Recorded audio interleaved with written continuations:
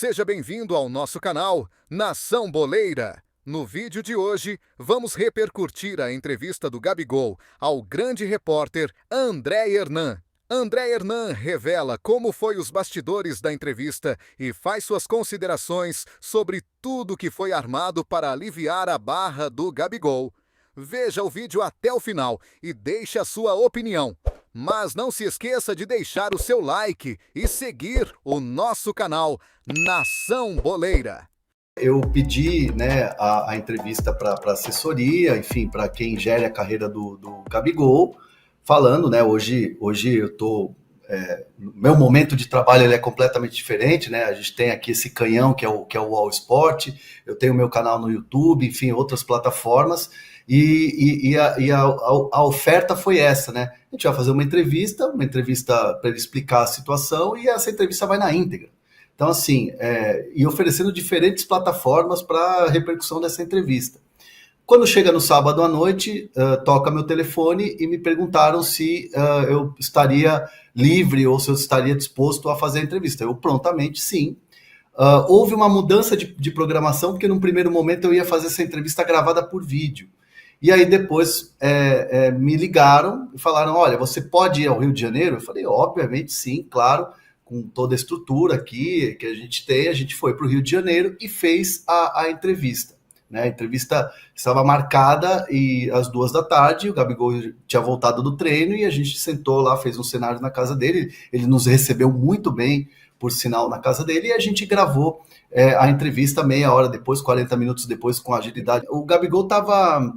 Eu conheço o Gabigol desde moleque da época do Santos, Ele sempre foi um moleque de muita personalidade, aquela coisa da marra, daquela coisa do, se impõe. Eu vi um Gabigol abatido e sereno.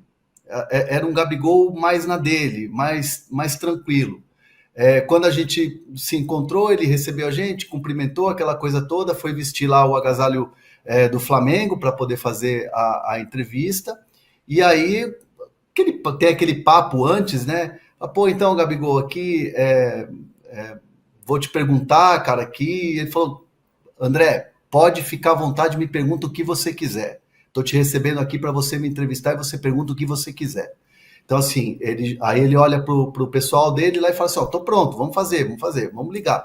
Foram 17 minutos de entrevista, que a gente colocou, inclusive, ela toda no ar, Tá lá no All Sport, aqui no All Sport, e assim, eu fui percebendo ao longo da entrevista que ele foi mudando um pouco o tom e sentindo segurança ao longo da entrevista. Então, no primeiro momento, a resposta dele é até curta, aí depois ele começa a pedir desculpas e ele repete muitas vezes a palavra, estou aqui para pedir desculpas, eu sei que eu errei, eu estou aqui para me desculpar. Então, assim, estava muito claro na cabeça dele que para pôr um ponto final nessa história, nessa polêmica toda, ele tinha que pedir desculpas e dizer que errou. Depois ele, ali no papo, no cafezinho, ele falou, cara, já ganhei camisa do Suárez, sou muito fã do Suárez. Ele quer trocar, por exemplo, de camisa com o Endrick. Ele falou assim, pô, gostaria de cruzar o Endrick, que outro dia a gente se interagiu no Twitter, gostaria de ter uma camisa do Endrick. Eu li até num desses colunistas grandes aí, que tem de fofoca, falando que o Gabigol preferiu dar entrevista para um blogueiro de futebol porque as perguntas iam ser controladas. Pô, o cara nem me conhece, o cara nem sabe da minha história para falar que eu estou sendo controlado por perguntas. Eu, com 22 anos de jornalismo, no dia que eu me controlar para perguntas, eu rasgo meu diploma. E a entrevista é um desastre porque ele pede desculpas, mas passa o tempo todo minimizando o próprio erro. E minimiza. Essa frase dele é uma frase surreal, que é, na emoção dos fatos, o meu primeiro pensamento foi negar. Ora, por que negou? Houve nota dizendo que era fake news. E não era. E ele sabia que os funcionários do clube que estavam nesse churrasco na casa dele seriam questionados pelos dirigentes do clube. É evidente que foram questionados. E o cara vai mentir para o chefe dele? Não, realmente, o Gabriel estava lá, certamente esse diálogo houve, com a camisa do Corinthians. E eles não são chefes do Gabriel. O supervisor foi até advertido porque, na função dele, ele poderia ter feito alguma coisa. Gabriel, você não pode andar com uma camisa de outro clube, cara. Isso não existe, isso é um absurdo.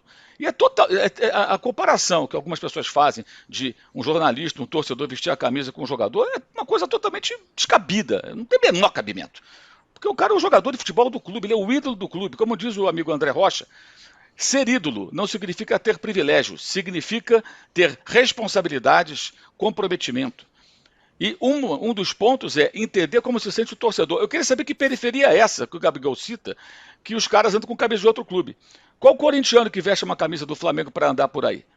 Ou do Palmeiras, ou do Vasco? Não veste, a não ser que o cara tenha alguma relação com aquele clube também e tal, mas ele é torcedor só. Ele não recebe salário do clube, ele não tem vínculo, ele não vende direito de imagem para o clube. O jogador tem esse vínculo contratual. Tanto que ele tomou uma multa, né? E aceitou. Tem outro ponto também na entrevista que me chamou a atenção. Segundo o Flamengo, ele foi afastado do treino da sexta-feira. Aí ele fala que, não, eu pedi para não treinar. E não ficou claro para mim até agora, acho que nunca vai ficar, o seguinte: por que ele vestiu a camisa do Corinthians? Como é que é isso? Acorda, olha no armário, vê várias camisas. Ah, eu vou vestir essa aqui hoje. Aí vai lá e veste. Amanhã vai vestir a do Fluminense? A do Vasco? A do Botafogo? A do Palmeiras? A do Grêmio? Qual vai ser a próxima?